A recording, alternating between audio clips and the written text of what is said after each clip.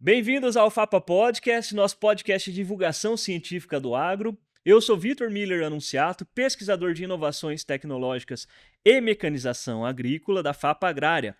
Pessoal, novamente o Fabiano fugiu da raia, né?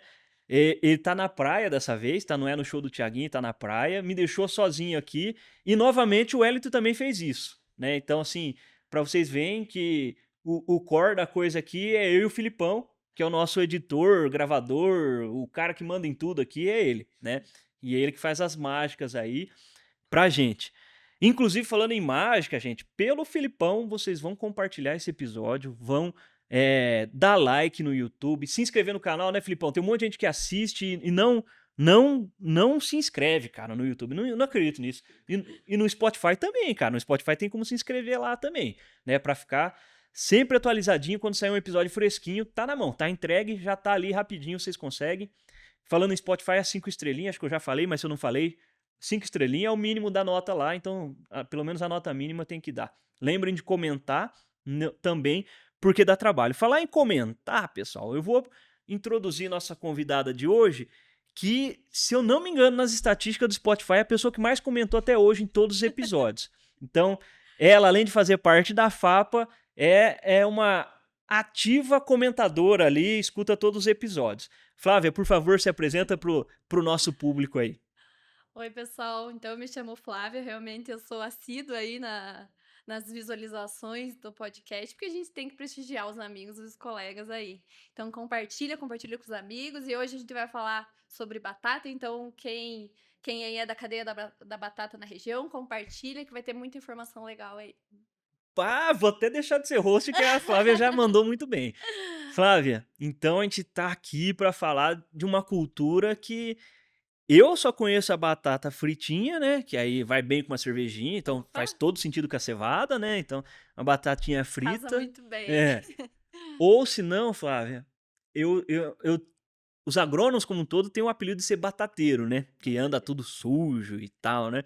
Só Exato. daí que eu conheço batata, porque eu puxando aqui na memória, na graduação, eu não lembro de ter estudado batata, ou se eu estudei foi meia aula de uma manhã de um professor lá, mas De Olerico, de né? Olerico, que fala de É, todas as olericos ali, né? Eu exatamente. não lembro de ter estudado nada de batata. É. Como que a gente começa a falar sobre essa cultura, então, Flávia? Eu acho que o pontapé inicial é que a nossa região é uma região que há muitos anos produz batata e produz batata muito bem. Então, pensando aí no panorama nacional, a gente está aí em terceiro principal produtor, Caramba! né? Então, a gente sempre está ali competindo com Minas, competindo com São Paulo e Paraná, nós somos os principais produtores. Então, ali pensando em Paraná, a gente tem 11 mil hectares de batata. E desses 11 mil, 4 mil está em Guarapuava. E Caramba! municípios ali da região, né? Então, acho que por isso que a gente, né, a gente é muito forte nessa cadeia. Então, acho que é por isso que eu tô aqui hoje, né? Uhum. Que a agrária, né, tem essa cultura aí de alguns anos já trabalhando com a batata que já vem de ancestrais aí de outras cooperativas já ali há 30, 40 anos atrás. Então, tem produtores aí da região com uma expertise gigante nessa cultura, sendo um polo produtor e comercial.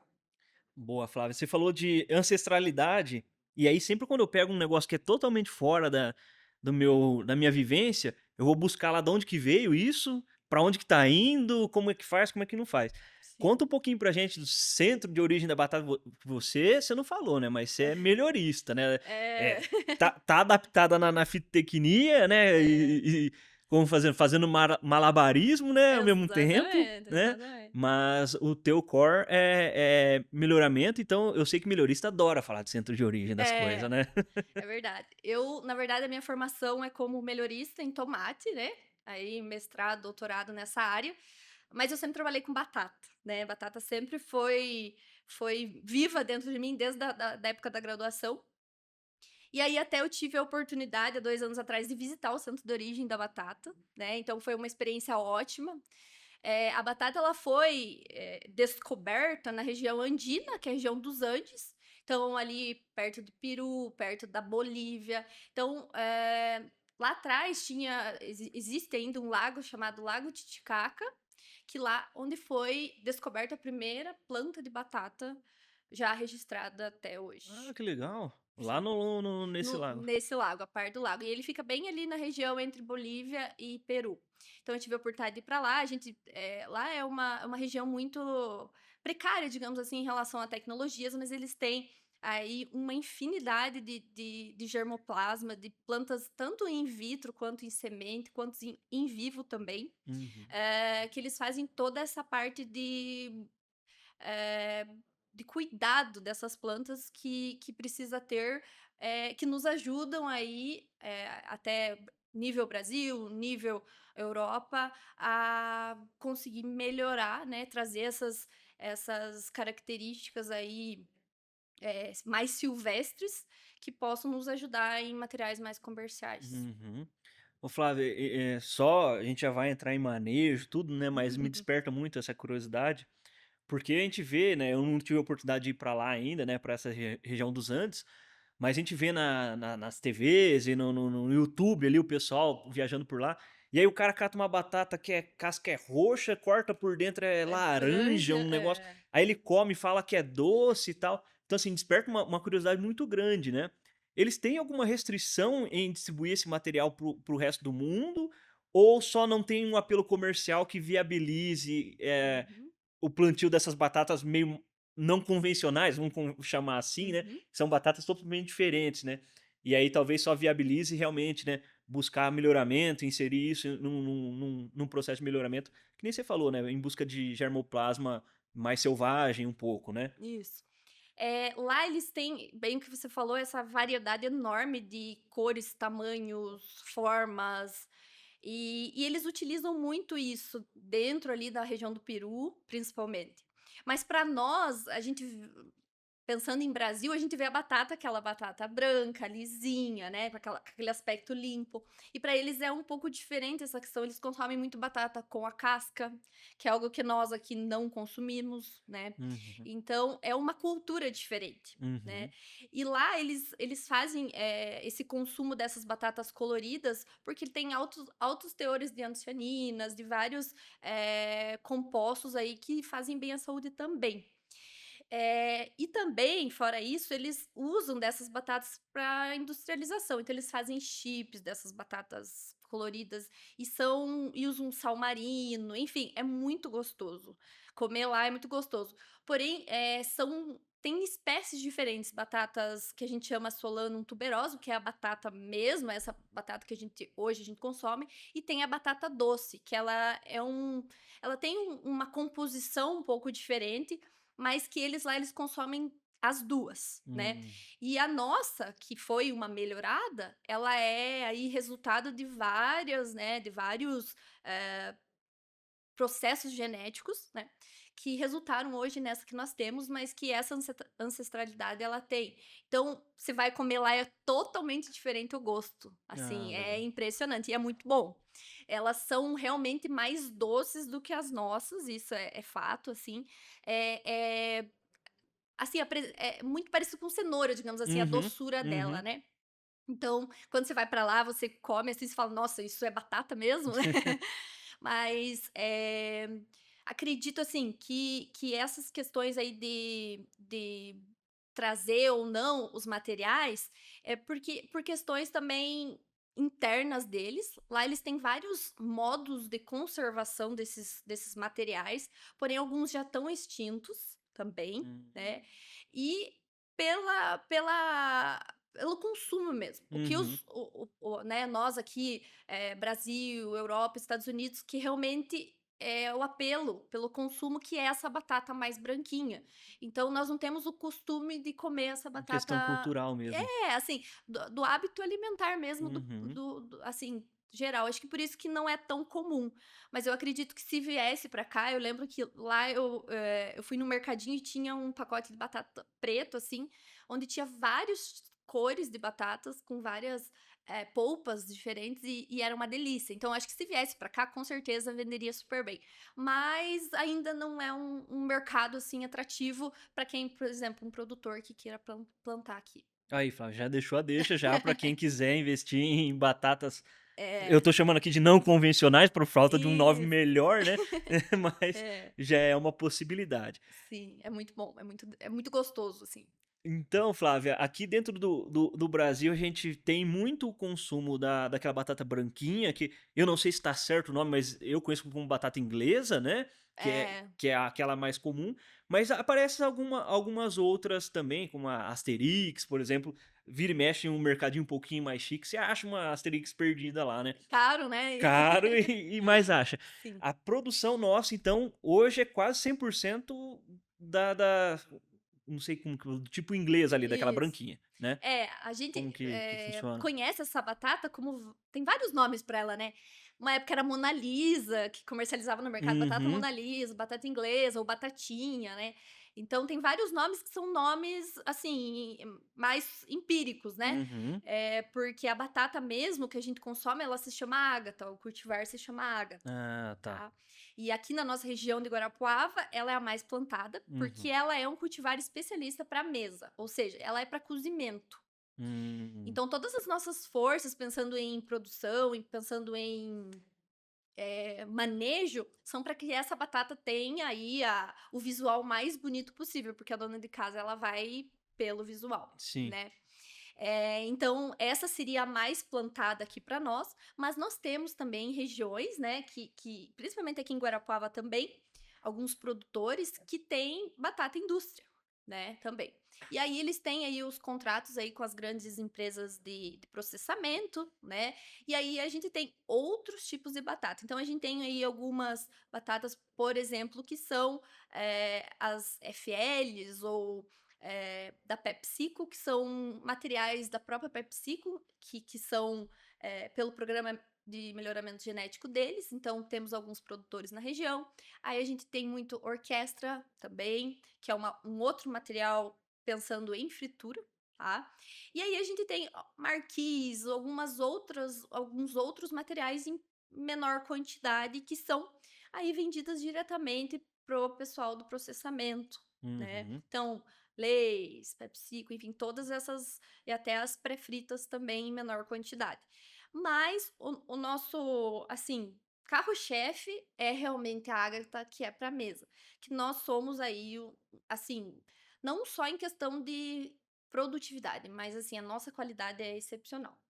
Então, vamos ver se me corrija se estiver errado. A gente tem 2 grandes mercados consumidores, o de mesa, que aí é a batata que a gente conhece mesmo, que vou lá no Isso, mercado e eu compro lá, né, e para fazer frita em casa, fazer purê e etc e tal. isso, E o indústria, que aí basicamente se abre em 2 vertentes, que é a batatinha frita, aquela que a gente compra congelada no mercado, é só jogar isso. lá e Uhum, acabar de fritar, às vezes até na air fryer faz, né. exatamente. Ou a batata para fazer chips do Isso, salgadinho, do salgadinho, isso. É. né. Então, basicamente, essas 3 vertentes que a gente tem de batata ali, né. Isso.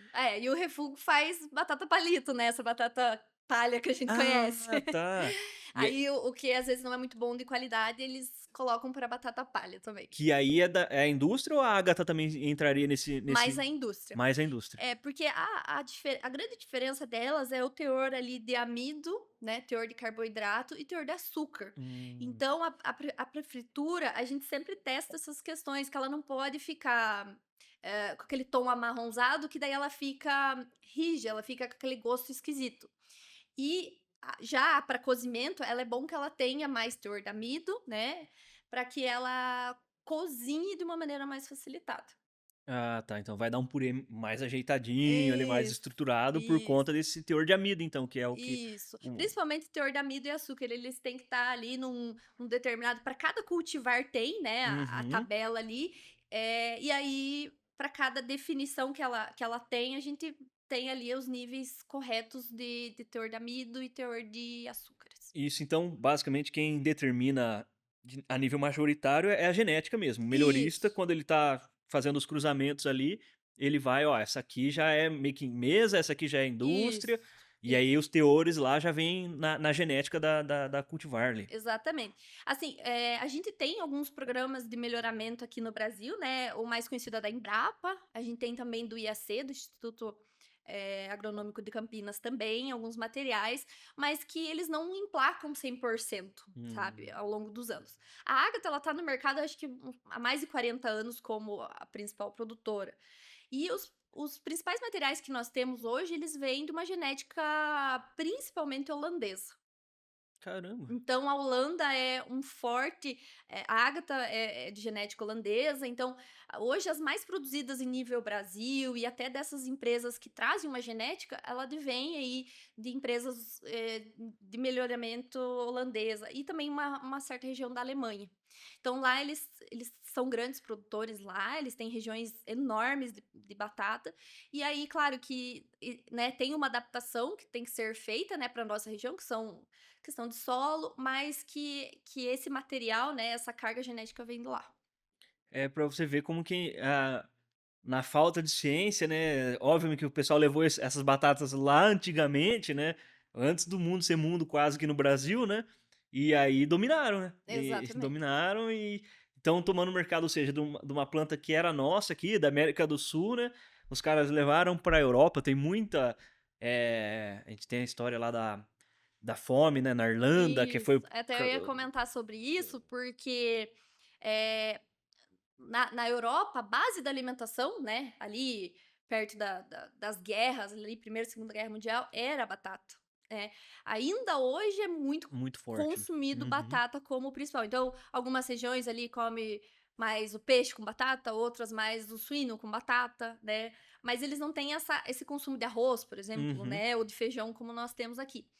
Então, eles, viraram experts nisso, né, mas aí em torno ali de 1845 houve a grande fome irlandesa, que devastou, né, todos os campos de batata por conta de uma doença que é causada por um fungo. Na literatura eles dizem: "Ah, é um fungo ou é um homiceto?", fica naquilo, se é um Hum. fungo ou se é um homiceto. Mas é a Phytophthora infestans, conhecida aí nós como requeima da batata, né. E aí matou mais de 2,5 milhões de pessoas lá. E aí, foi bem difícil, porque eles achavam, né, naquela época eles achavam que era uma praga de Deus, que era Castigo divino. um castigo, exatamente.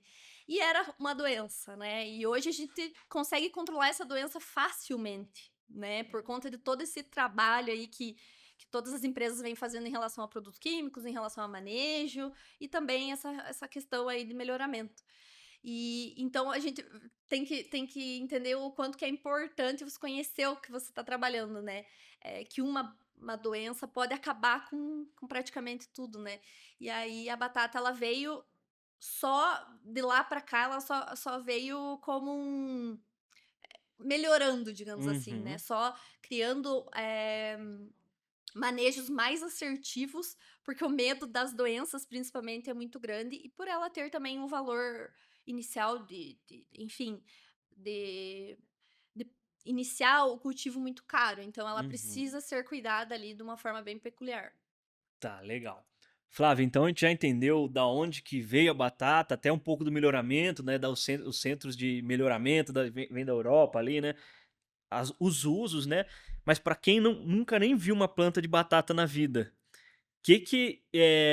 a gente já sabe, né, a batata ela é um tubérculo, é uma raiz, qual que é a diferença, né, como que a gente, botanicamente falando, qual que é a diferença da batata uma mandioca ou sei lá o quê? Como Tá. que é? Explica aí pra gente. Ela é definida como uma raiz tuberosa.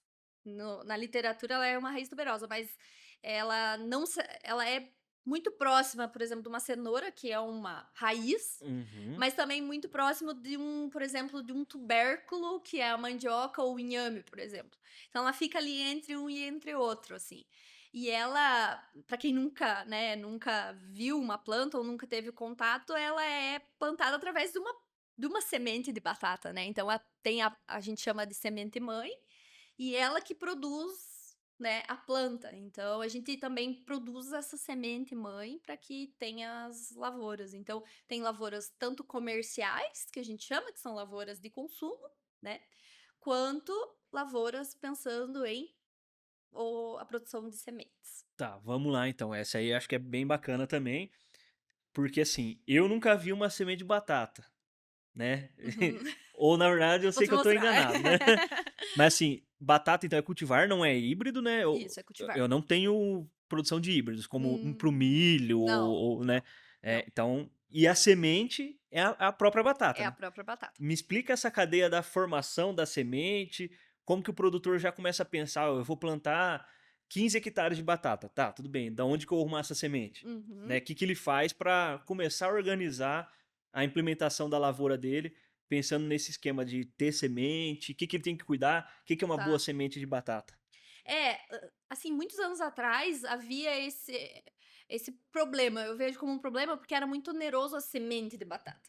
Porque era certificado, então, assim, só, por exemplo, tais fazendas, tais produtores, poderiam produzir semente, Uhum. né. Então aí eles cobravam, O né, que o que ele queria. exatamente. Então era um mercado muito fechado. E hoje a gente já tem uma realidade diferente, que o próprio produtor, ele consegue produzir a própria semente. Hum. Então ele normalmente eu vou falar aqui da nossa região como que Uhum. funciona, mas nós fazemos a semente, no inverno, mas não em Guarapuava, né, porque geada aqui. Então a gente procura aí regiões mais quentes, e aí a gente produz ali entre maio até julho essas sementes. Então a gente procura solos diferentes, a gente procura regiões mais quentes, justamente para minimizar às vezes fatores que podem já ocorrer na nossa região, como uma doença de solo. Então ela vem com uma carga ali um pouco mais limpa, digamos assim, Entendi. vinda de outras regiões. Então a gente tem lá um mini tubérculo, então ele vem livre de vírus. Hoje a gente tem empresas aqui que fazem muito bem essa produção de mini tubérculos. E aí o produtor compra e aí ele vai dando tombo, que nem a gente diz, né. Hum. Eu vou usar muitos termos aqui que são termos, né, da Uhum. roça, termos de produtores, então a gente tem gerações e a gente vai tombando essas gerações. Então o próprio produtor, ele consegue ter sementes, por exemplo, G1, que a gente chama, que é a geração 1, que são sementes, tombadas uma vez, né. Então ela tem uma qualidade, às vezes, melhor do que uma, por exemplo, uma G2, que já foi tombada pela segunda vez, Hum. né.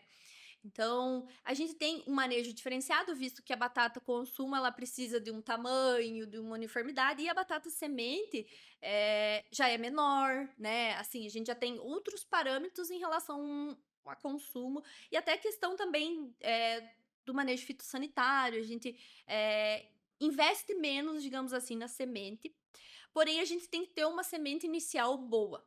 Né, é Uhum. aquela questão de heterose, né, pais os filhos não tem que ser melhores que os pais, mas tem que ser parecidos, Uhum. né. Então tem que ser livre de doença, tem que ter ali uma qualidade boa, porque senão ele vai levar algumas doenças que a gente tem bastante problemas. Vou citar uma aqui que, por exemplo, é a canela, né, que é uma doença bacteriana, e ela afeta muito por conta de semente contaminada. Então, se vocês já compram um mini tubérculo que não tá legal, por exemplo, ou, né, uma geração que já veio de um campo que já teve essa incidência de canela, você vai ter depois uma batata consumo com problemas, né. Hum.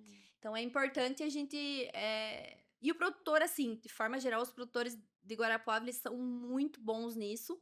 Eh, Alguns já têm os campos todos mapeados em relação à semente, não colocam outras batatas consumo justamente por medo dessas doenças.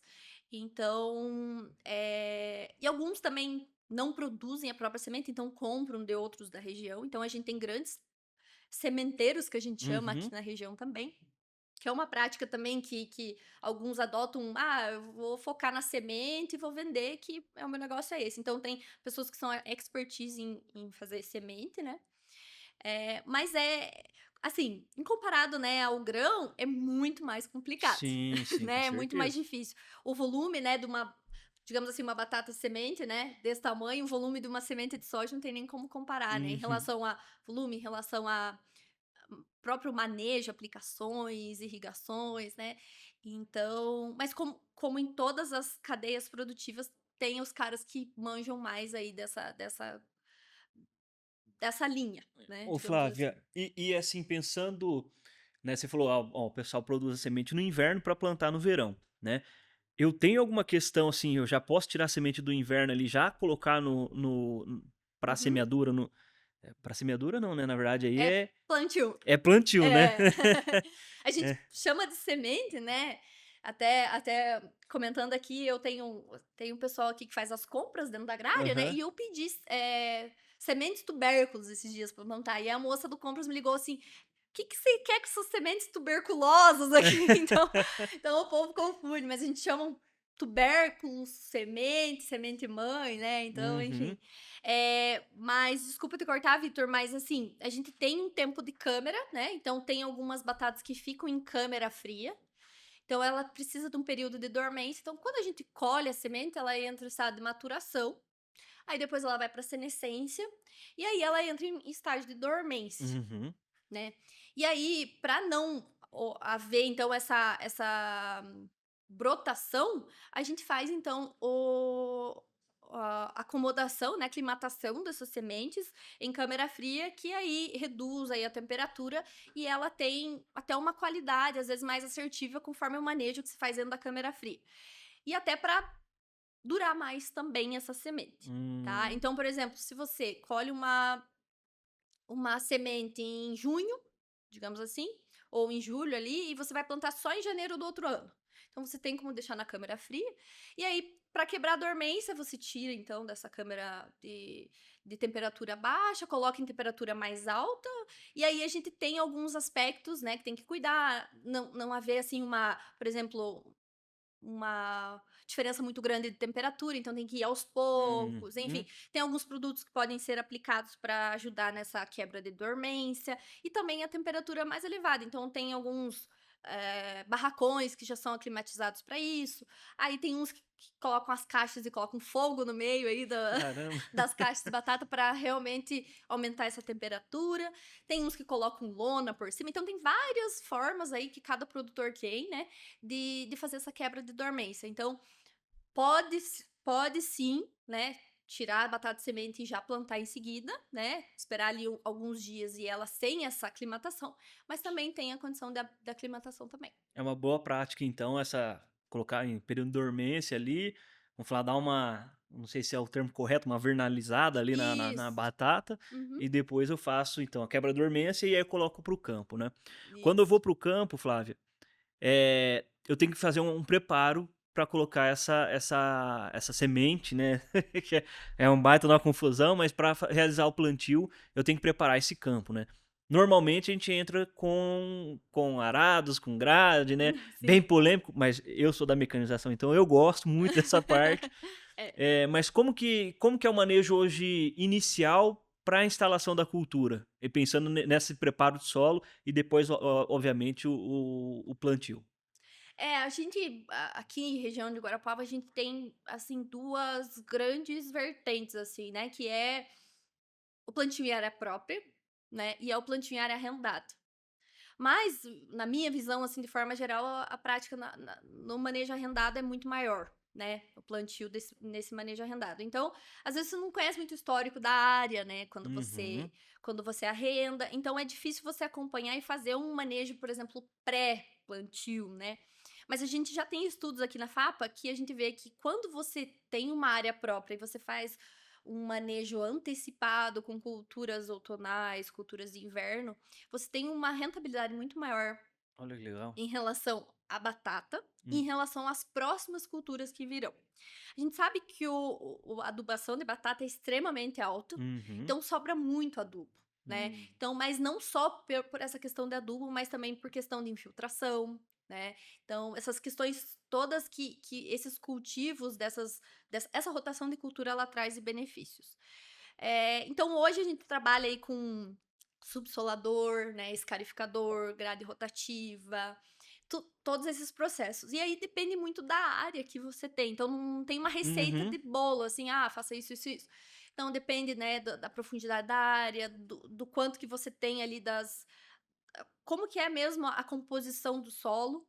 E aí você vai, né, trabalhando. Mas a gente tem umas operações muito, assim, intensivas, isso é fato, e ocorrem sim degradações e erosões, né. Uhum, Então a gente também na FAPA a gente vem trabalhando em relação a isso, de como que a gente pode diminuir esses efeitos. uhum, Então, culturas antecessoras, uma eu já falei, né, mas o que que a gente pode pôr depois da batata, ou como que a gente pode, trabalhar, você que é da não sabe, em relação ao próprio terreno, uhum. né, para que seja, eh, essas condições aí ruins sejam minimizadas, Minimizadas. né.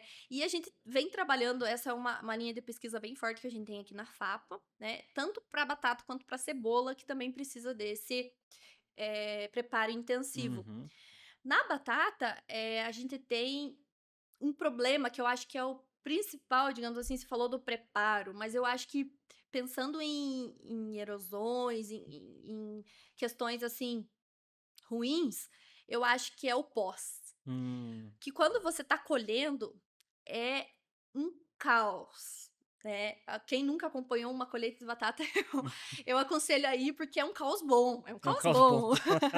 É aquela loucura de gente, trator, caminhão entrando na roça, e isso causa uma compactação, causa um Uhum, problema que vai interferir nas culturas pós-batata, né.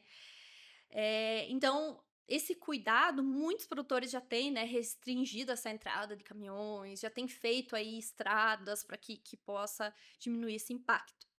E, inicialmente, né, a gente tem alguns cuidados também, mas eu acho que o primordial é você preparar com antecedência, né. Nos nossos estudos a gente tem visto que preparos antecipados aí com 60, 90 dias, eles impactam assim, gigante em relação à produtividade da batata.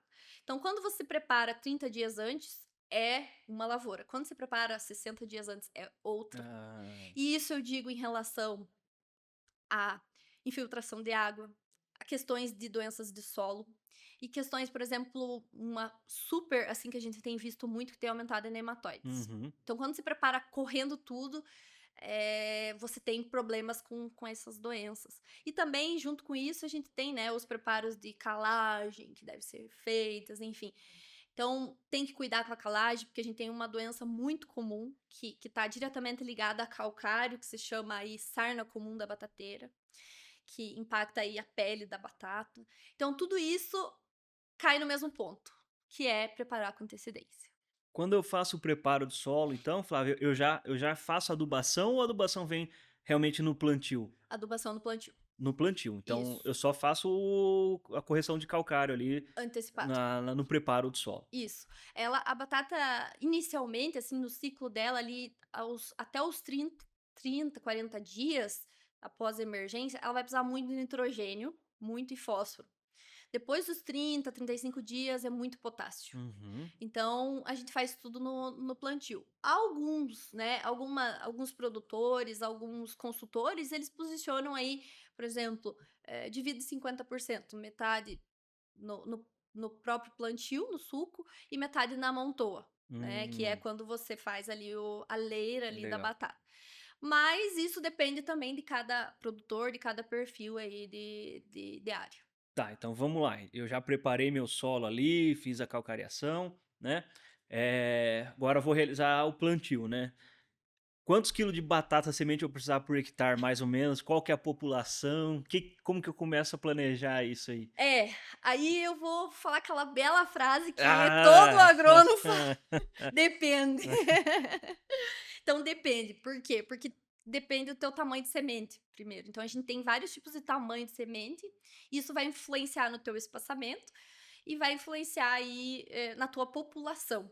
Então, quando chega aí o lote de semente, hoje as sementes principalmente vêm em caixas de madeira ou em bag, né. Uhum, Então quando ela chega a gente dá uma olhada, alguns produtores separa semente ainda antes de plantar, né, outros não. Então a gente olha mais ou menos, tá tipo 2, que é essa batata um pouquinho maior. Ah, tá tipo 1, que é aquela batatona grande. Ah, tá tipo 3, então tá batatinha pequenininho. Então a gente vê o quanto que tá ali, o tamanho ali do geral daquele bag, daquelas caixas, e aí vai regular a plantadeira. e lá você coloca ali. Então, normalmente a gente usa aí um espaçamento aí varia entre 0,20 até 0,30 centímetros entre plantas. Entre plantas, tá. Isso. E 85 entre linhas. Então, isso vai depender aí também da população. Então, vai variar entre 40.000 plantas até 50.000 plantas, dependendo aí do tamanho da tua semente. Ah, bacana.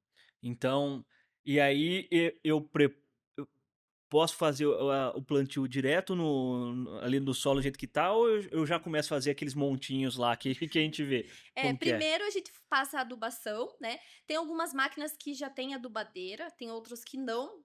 Aqui eu diria que em Guarapuava meio a meio, mas ainda, por exemplo, aqui na FAP nós temos adubadeira, então a gente passa adubando, Uhum, aí depois já passa com a plantadeira e deixando soltando as batatas, uhum. junto com a aplicação de suco, que a gente chama, que seria a primeira aplicação do suco de plantio, que aí vem com alguns inseticidas e alguns fungicidas já ali no junto com o adubo e com a batata.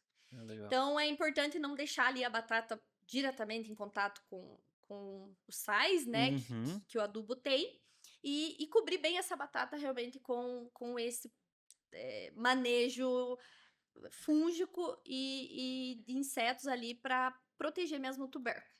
Tá, você falou aqui um negócio bastante interessante, né? Como essa primeira aplicação já é ali, né?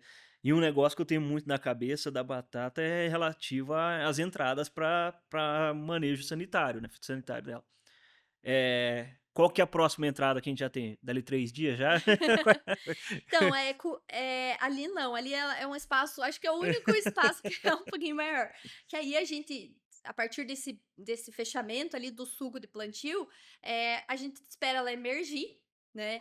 Então, hoje, são poucas as lavouras que não têm irrigação. Então, Uhum. eu acredito que o primordial para você conseguir ter uma lavoura de sucesso é irrigação. Sem Aqui na região, irrigação, por canhão que o pessoal faz, né? isso, canhão, pivô central também e aspersor, né. Então depende também do tamanho da Uhum, área, né, uhum. mas esses são os 3 Certo. principais.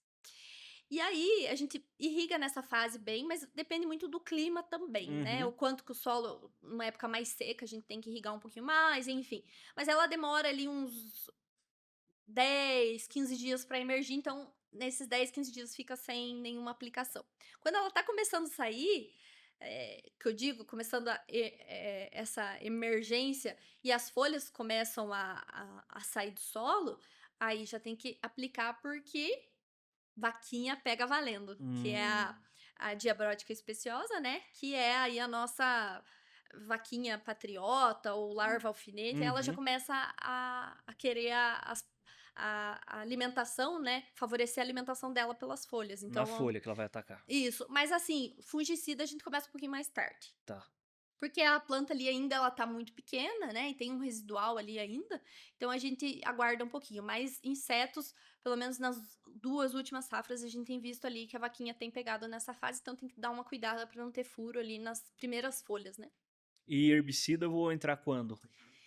Herbicida a gente, entra também nessa fase aí pré-plantio, muitas vezes, né, então, ali no próprio preparo do solo, quem tem micron faz algumas aplicações, né, e, alguns que a gente sabe que tem algumas áreas que são mais sujas, e aí a gente posiciona para fazer ali quando o pós-plantio, quando a batata ali ela tá começando a sair as brotações mais, definitivas. Então ela não saiu do solo ainda, ela tá dentro do solo, mas ela já tá bem formado ali, que a gente chama ali das brotações.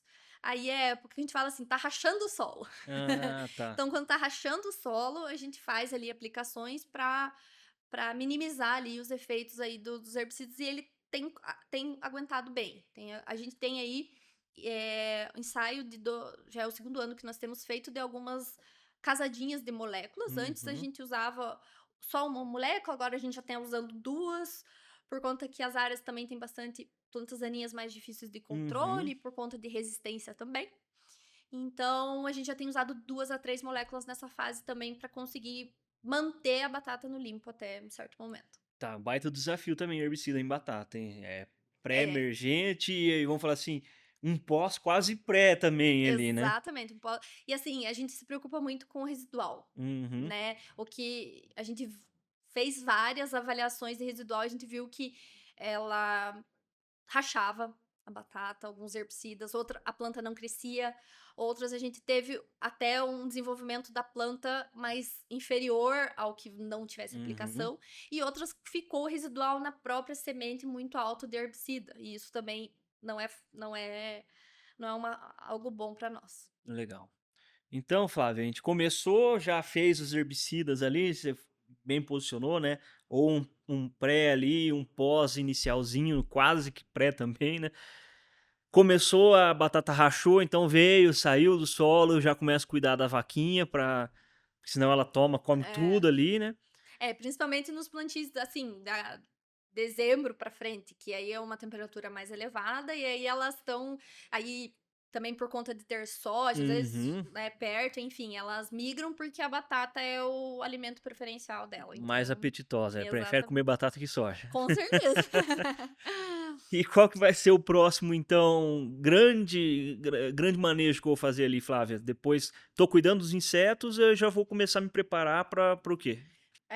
Seria a montoa, que é um processo aí bem importante, vários fatores aí, mas assim, principalmente para crescimento dos estolões, para o oxigênio poder entrar nessas raízes, visto que a gente pensa que a raiz da batata é muito grande, mas ela é uma raiz superficial, por isso que a gente irriga muito ela, né? Então, para ela poder, né, criar, né, formar esses estolões que serão os tubérculos, é necessário que a gente tenha a respiração dessas raízes, então a montoa é muito importante, e nessa montoa a gente já faz esse próximo manejo aí fúngico e de insetos também. E alguns produtores também aproveitam para fazer mais uma adubação ali também. Exatamente. Quem opta aí por dividir as adubações também faz adubações Então, nesse período. o processo de amontoa ali, só para tentar, é um podcast, né? A grande maioria só escuta, né? Então a gente tem que tentar aqui, vamos falar, para cego ver, né? Uhum, Então tem que tentar descrever. É basicamente para quem faz adubação, ele vai jogar uma adubação na entrelinha ali da batata, né? uhum. E depois vai passar um implemento para realmente amontoar, né? Jogar a terra Isso. para as folhas ali.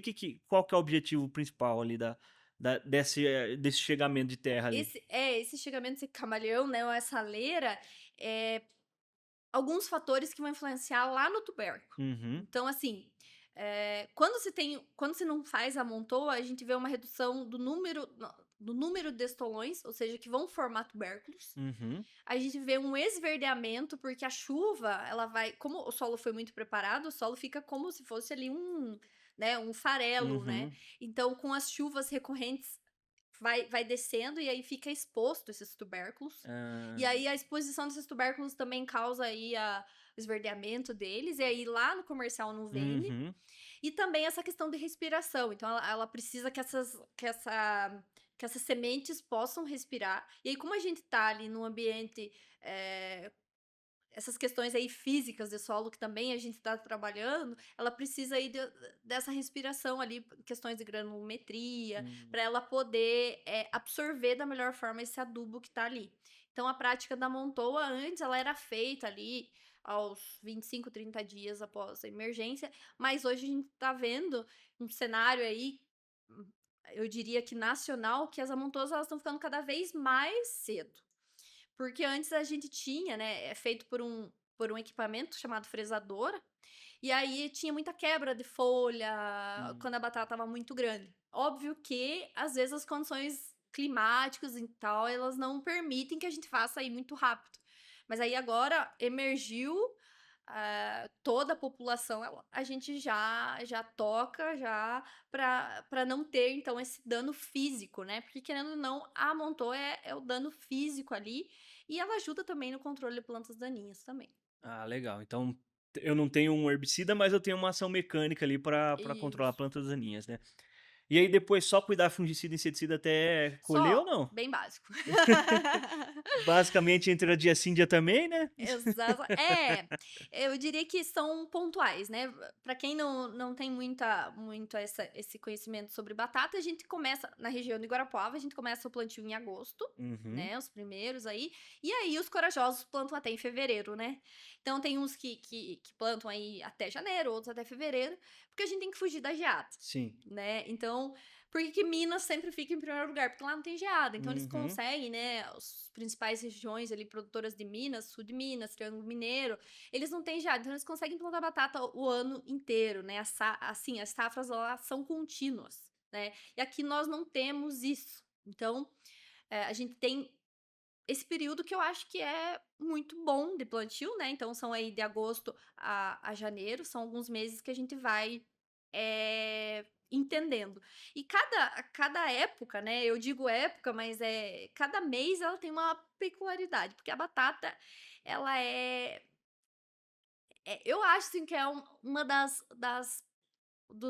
hortaliças, assim, mais incríveis em transformar essa luz, né, essa fotossíntese em alimento. Uhum. Ela é uma C3, mas, assim, eu diria facilmente que ela passa por uma C4 em relação à quantidade que ela transforma em luz em carboidrato, em alimento. E nesse aspecto, a gente precisa, cuidar das fases, porque ali 90 dias o ciclo fechou. Então, todo dia para batata é importante, né. Hum. Então, enquanto né, um produtor, não desmerecendo, né, Deus que me livre, mas enquanto o produtor de grão aí vai na roça a cada 10 dias, né, a cada 7 dias, a gente tá todo dia.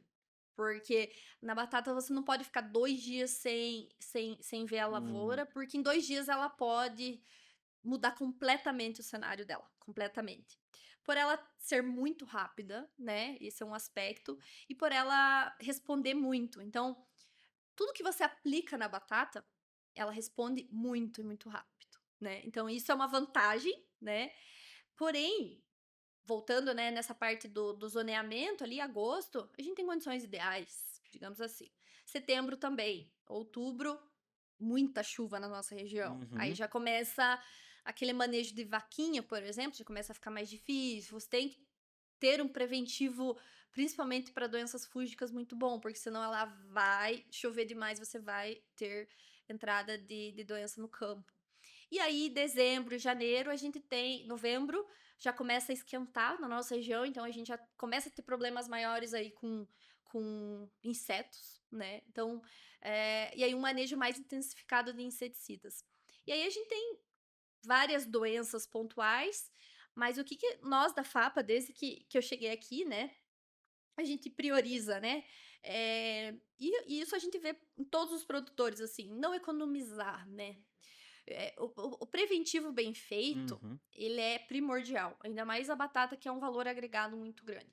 Então você tem que rotacionar esses produtos químicos, você tem que procurar produtos bons, né. A gente, registro para batata é uma beleza, porque tem muita coisa, né. O Brasil diferentemente da Europa, a gente tem muitos, produtos registrados e que são eficientes. Então, aqui na FAPA a gente tem, ensaios focados principalmente nas doenças que têm, né, um alto poder destrutivo, então Uhum. alternária, requeima, doenças como sarna, que são doenças mais focadas em solo, canela, né. Então, esse manejo, né, que às vezes: "Ah, eu não vou gastar esse produto caro, né, para fazer um preventivo, porque eu posso usar um mais barato que vai fazer". Não, né, na batata sim, é meio que negociável essa questão dessas aplicações durante o ciclo. E o monitoramento nosso, como eu falei, é no máximo a cada 2 dias. Então a gente sabe o que está acontecendo, a gente vai acompanhando e isso facilita muito. Então na batata não tem como calendarizar, é todo dia você sentindo ali, vendo como é que ela vai respondendo, né. E aí, pensando aí nas batatas do ano subsequente ali, que seriam as batatas de janeiro e fevereiro, em alguns anos aqui a gente tem radiação de solar ali um pouco, menor, né? Aqui em Guarapava chove muito em janeiro, então a gente se preocupa ali com questões fisiológicas da planta. Então, sempre as batatas aí semeadas em janeiro, a gente se preocupa com a alternária, que é uma doença mais final de Uhum. ciclo, né? Então, já tem muita batata no campo, então vem já, né, esses esporos dessas Sim. doenças. E também essas questões fisiológicas aí. Porque a batata, ela é responsiva ao fotoperíodo, né? Então, essa fisiologia também tem que andar junto aí, junto com esse manejo para alcançar altas produtividades. Então, em média, Flávia, a gente tá falando de entrada de fungicida e inseticida, quantas entradas no ciclo da batata, assim, mais ou menos? Olha, depende. De novo. Assim, eu acredito que as batatas mais do cedo, uma na semana, né? E aí as mais do tarde, aí a gente teria que entrar um pouquinho mais por conta aí dessas questões de chuva e por questões de doenças de final de ciclo em campos que já tem batata perto, Uhum, tá? Então, as batatas do tarde, elas sempre são menos produtivas por conta aí desse pacotão que, uhum. que vem a travar um pouco aí o desenvolvimento dela. Então, o ciclo de quantos dias que ela tem, mais ou menos? 90. 90, vai dar 3 meses, uma na semana, 12 entradas, mais ou menos, ou umas 16 por aí Isso, pra uma tarde, uma batata mais do tarde. exatamente. Chegando assim, a gente já teve 20, 24 Vin- aplicações, dependendo do que a batata vai mostrando. Rapaz, é entrada. É, Aí gasta pulverizador, hein? gasta. Pulverizador, trator, operador, é tudo. É muito intensivo.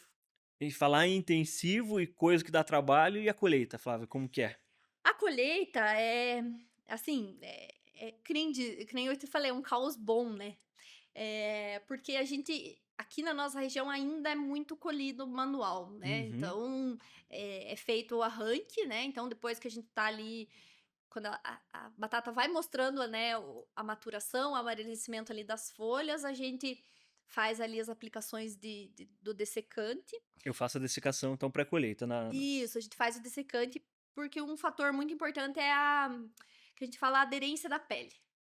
Então, se você não faz ali um dessecante nessa fase, a pele ela fica muito mais suscetível a eh, ter aí os danos no pós-colheita. Então, O herbicida é de coate mesmo? O que que o isso, pessoal usa? isso, Mesmo mesmo, contato ali, tá, exatamente. tá. Então, ela já começa a amadurecer, a gente já, né, Aham. aplica ali o dessecante e aí muitos produtores esperam o preço, né? Então, se o preço às vezes não tá muito bom, segura um pouquinho, mas ali leva em torno aí de 10 dias para ela ficar realmente pronta depois aí da aplicação do dessecante. E aí, a maioria, né, como eu tô falando sobre a maioria, arranca, né, através da arrancadeira. Então, faz o arranquio e aí o pessoal passa aí fazendo a catação, né? E Uhum. tem alguns pontos importantes, né? A gente sempre faz ali no comecinho do dia, de madrugadinha, para não expor esse tubérculo ao sol, né? O quanto menos que tenha de sol para não queimar esse tubérculo.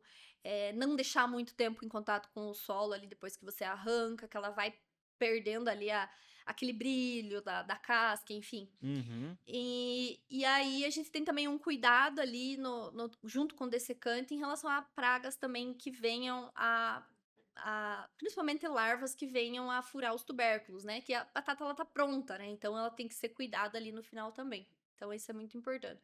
E aí já temos alguns produtores que têm essa colheita mecanizada, né? Que aí não precisa do pessoal arrancando, então ela já faz o arranquio, né? E já passa na esteira para tirar aqueles estolões, aquelas terras, né? Aqueles torrões que ficam.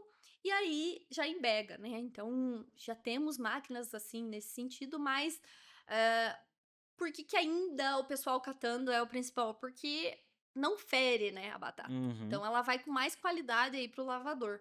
Então é isso que ainda para nós ainda faz a diferença. Entendo. E aí tem que colocar bastante gente, então, pra catar mesmo na mão, vai É, guardando ali. E dali do campo, então, Flávia, você falou uma palavra, né? Mas aí eu tenho que mandar para um lavador. isso. que vai ser feito lá no lavador para preparar essa batata? E o lavador é exclusivo da mesa ou a indústria também faz a lavagem da batata? Tá. É exclusivo para mesa. Então esse lavador realmente ele vai fazer essa lavagem, vai tirar essa terra da batata. Mas assim, é um mercado ingrato, digamos assim, porque, eh, querendo ou não, são jatos que vão direto de água na batata. Então, querendo ou não, vai ter danos, Uhum. né. Só que o consumidor, principalmente o consumidor sulista, aqui de pensando em Minas para baixo, preferencialmente é batata limpa, né. Então, tem aí épocas do ano que você compra a batata que não tem absolutamente uma pintinha, nada na batata. Então é esse que o consumidor gosta e quer, né. Mas, se a gente não precisa, muito das produções que são realizadas aqui em Guarapuava, elas vão para mercados, por exemplo, para o norte do país, né. E lá eles compram batata escovada, né, então não precisa ter tira o grosso ali da terra que Uhum. fica aderido, mas não precisa lavar, então esse Uhum. dano mecânico ali da água na batata ela é retirado e aí ela vai durar mais, né. Então, os avós da gente sempre diziam, né: "Ah, a batata que fica com terra dura mais", e realmente, né, ela fica até mais saborosa, digamos assim. Mas o mercado nosso atual colhe, lava e já vende. Uhum. Então é muito rápido esse mercado, assim. Muitas das vezes tá colhendo 5 da manhã, 6 da tarde já tá indo pro ceasa. Então é Caramba! muito rápido. E aí tem a secagem também, né, então é passado no lavador, depois é feito a secagem e embalado, né, então a gente hoje 25 quilos é o principal, se fazia 50 quilos também, então para alguns mercados vem 50 ou 25 quilos. O preço atualmente agora segundo ano que não tá legal, então é até difícil falar sobre batata quando o preço tá Uhum. ruim, mas o produtor de batata, ele sabe que é assim, que é sazonal, né. O produtor, ele precisa de uma constância, né, de produção, porque hortaliças é assim mesmo, né. A gente tem picos aí de produção, de preço bom, picos onde não tá muito legal, e aí sempre tem que estar no nivelado para você não ter uma surpresa negativa ao final da safra. É, isso aí é bem legal e eu acredito, assim, que a gente vai ter que gravar outro episódio só para falar dessa questão do preço, né. Mas normalmente a gente vê, o produtor que é um bom batateiro ali, ele sabe que uma hora ele vai Exatamente. empatar quase ali, ou às vezes até Ter um o cara prejuízo. tem um prejuízozinho, mas quando acertar também ele Exatamente. lava a égua, né, como diz o ditado, né, ele acerta, É. acerta em cheio, né. E a gente vinha aí de 3, 4 anos, assim, excelentes. Dos Uhum. preços, assim, muito bons mesmo, assim, que dava pra ganhar realmente muito dinheiro, né. E é injusto, porque quando se fala em batata, ou o cara ganha muito dinheiro ou o cara quebra, né. Uhum. Mas eu acho, assim, que a educação financeira, que você entender que são ciclos, né, que isso é sazonal, te faz um produtor ali, assim e a constância, né, de você sempre ter a mesma área, não querer um ano bom eu vou triplicar minha área. Isso na batata não pode acontecer, né, a gente tem que ir um passo de cada vez. Bom, acho que já deu um baita no podcast e um baita de uma dica aí, né. O produtor rural como um todo já tem que ter nervo de aço, o batateiro Mais ainda. tem que ter nervo de titânio ali quase, né, que haja É. coração ali, né. A gente diz que é só pra louco, né. Quando a gente se reúne com o pessoal do HF, a gente diz: "Ah, aqui é todo mundo louco mesmo, então vamos testar, vamos fazer", né. Eu, na área da pesquisa, então a gente tem que ousar, tem que, né, procurar alternativas, porque por mais que a batata ela seja super edificada aqui na nossa região, pesquisas, né, que são, eh, credibilizadas, pesquisas que têm, né, agora a gente que começou, né, tem Uhum, algumas outras empresas também. Então são poucas instituições que fazem pesquisas com hortaliças, né. uhum. Então, a gente tem que ousar, a gente tem que fazer e os produtores precisam de respostas, né. Então a gente tá aqui para isso, já estamos fazendo isso há 5 anos, então já tivemos aí várias mudanças de manejo, né, mais assertivos, com menor Legal. custo, e é isso que é o nosso objetivo aqui, né. Boa. Bom, Flávio, acredito que você já deu um panorama, né, já deu uma mensagem de fechamento muito boa, mas eu queria fazer uma última pergunta para você. Batatinha quando nasce, espalha rama pelo chão ou esparrama pelo chão? Ai, meu Deus, eu sabia que ia vir alguma coisa. Aí eu então, eu acho que se esparrama pelo chão. Tá certo. Flávia, quer deixar algum recado final? Instagram, alguma coisa? Ou já falou que tinha pra falar? Falamos um tanto bom, deu um episódio grandão aí. A gente fala bem, né, eu acho assim, quando a gente gosta de alguma coisa, a gente fala muito, né, sobre isso e é entusiasmado com isso. Uhum. Eu vejo que as hortaliças, às vezes, elas são meio negligenciadas, assim, numa maneira geral, né. E eu tô falando da minha área, eu tô falando da cadeia, eu tô falando de tudo, né, Certo. em relação à pesquisa, enfim. Mas, são plantas, assim, que demonstram muito, produzem muito e requerem muito cuidado. Então, a gente que trabalha com hortaliça, a gente é extremamente técnico, né. Eu vejo aqui os produtores que eu tenho mais contato, assim, eles são extremamente dedicados, Uhum. extremamente técnicos. Então, isso demanda tempo, isso é muito esquenta-cabeça, como você falou. Mas, assim, quem tem amor pela cultura e quem sempre tá cultivando não quer parar, né, isso é nítido. Assim, é meio que viciante, viu, é muito bom. E eu, assim, a minha mensagem é que para os batateiros aí que estão me ouvindo é que o preço vai melhorar ano que vem, se Deus quiser. A gente tem lido muita coisa de que 2026 vai ser um ano bom, principalmente para batata, mas pensando em cebola também. Isso nos dá um gás para poder trabalhar. E sempre procurar, né? A gente sabe que vocês são muito experts no que vocês fazem e acreditar aí que a gente vai cada dia crescer juntos e é tudo por vocês. A FAPA é para os Sim. produtores, né? Então, acho que é isso, Vitor. Legal, quem chegou até o final do episódio tem que fazer o quê? Seguir a FAPA no Instagram. Clicar lá no Spotify, curtir, comentar, compartilhar com os amigos, porque a gente vem aqui, né, trazer um pouquinho da nossa rotina pra vocês, então é importante ter esse feedback aí positivo também de vocês. Ó, aí, pessoal. Ó, então, já viu, né? A Flávia já deu a letra pra vocês. Ela já tá aqui fazendo um estágio de co-host. O Juliano já é um co-host quase oficial, que Não, eu sempre falo tá demais, aí não aqui. vai rolar. Aí, É que falam que mulher fala demais, né? Então acho que não é uma coisa boa. aí pega a mulher e é ainda italiana, né? Quando junta ela e Tem o que amarrar a xará, mão, viu? Tem que meu amarrar a Deus do mão. céu. Pessoal, então é isso. Espero que tenham gostado. Uma cultura não tão comum assim da gente ouvir falar, né? E não tão comum, então, de achar um material fácil, acessível, que nem a Flávia trouxe aqui pra gente, com muita pesquisa, muito conhecimento, de maneira simples e direta, né? Então, realmente vale ali o que a Flávia falou, compartilhar Instagram da FAPA, Spotify, YouTube, tudo aquilo lá, joinha, faz parte do nosso dia a dia e valoriza esse trabalho que tá de graça para vocês. Dá trabalho, o Filipão vem aqui, monta um monte de coisa. Então, assim, o mínimo é dar um joinha ali pro Filipão. E hoje, gente, eu parei colheita pra vir aqui, fiz até uma maquiagem, então, ó, me valorizem. Feito, então. Abraço, pessoal. Até mais.